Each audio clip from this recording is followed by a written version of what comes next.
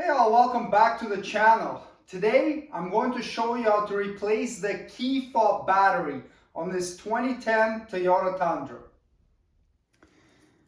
Take the key fob and locate this little cutout on the back. Now you can use a small coin, insert it into the cutout and just twist it until the two halves of the key fob come apart like this. Now you can take the insides of it and flip them over, and there's your battery right there. Take the battery and you can just slide it out like this with your hand.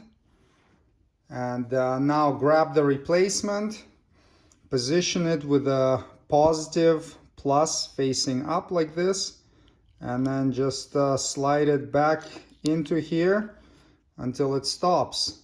And now we can reassemble this key fob. So reinstall it like this, close the cover, and then snap it together. And that's it. Check the links below the video in the description for where to get a replacement battery for this key fob. Thanks for watching. Subscribe if you'd like to see more Toyota Tundra maintenance and repair videos. See you next time. Cheers.